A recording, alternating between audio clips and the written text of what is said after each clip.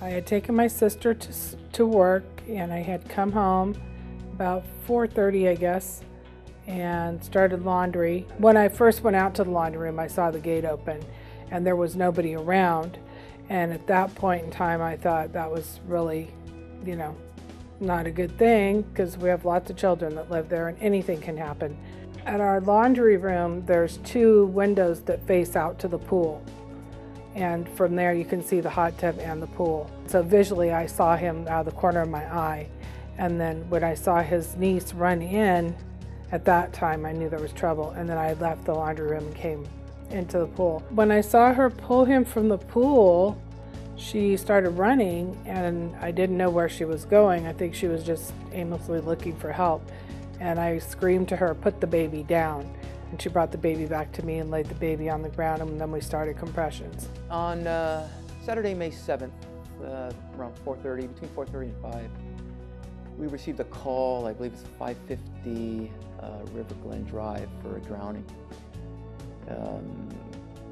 During that time, dispatch was saying that it was a child, and it was at the pool in the complex. While we were en route, they said that CPR was being initiated. Children are never good calls, but when you have confirmed that someone's in the water and CPR is in progress, and then we know that this is something serious. He was in his clothing, he was blue, he was limp, he had no pulse whatsoever, and just no vital signs at all. Well, at first he was just lying there, he was lifeless, and then the first compression I did, he started gurgling a little bit, and then his right eye kind of fluttered, it kind of did the little flutter thing, and then I just kept continuing on, and then at that point, so he started coughing and the other eye opened, and then he kind of looked at me like, whoa, and at that point in time, I was able to hand him over to the paramedic, because they came onto the scene right as he was revived. Upon arrival, we saw a 2-year-old child that was limp, crying a little bit.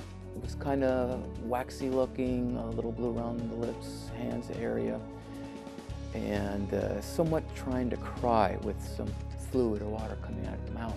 My partner and I, we grabbed the child, and it just so happens that the ambulance was right behind us. I'm not sure about how long they did CPR, because we were only there for a little bit, and we went into the ambulance. The patient had a pulse, and so we kind of knew that was something good. We put on the monitor, had a heart rate. When we arrived there at the Pune Valley ER, a doctor and staff were right at the door to receive us. Within about a half hour to 45 minutes or so, the doctor says that the child is now breathing on its own and it had a pulse, and is recognizing the family. Over time, he seemed to have, just really snapped out of it and doing really well. And as of last week, he had a life vest on and he's back in the pool and he's swimming. So I don't think there's any damages there. And the doctors note there is no damages as far as brain damage or lung damage. And he seems to be a happy, thriving little boy back in the swimming pool again, like nothing ever happened. So I'm really grateful for that. It's something that happened really quick.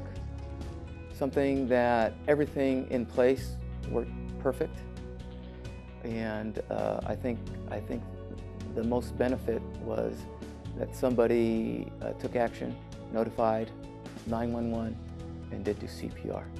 My experience on learning CPR and first aid is something that everybody should have in their background, and we hope to not ever have to use it, but it's better to know how than to not know how. And you never know when a situation arises that you have to use it. And on March 7th of 2011, I was able to save a little boy from a swimming pool of a near-drowning accident. So CPR and first aid is crucial, and everyone should know how to do it.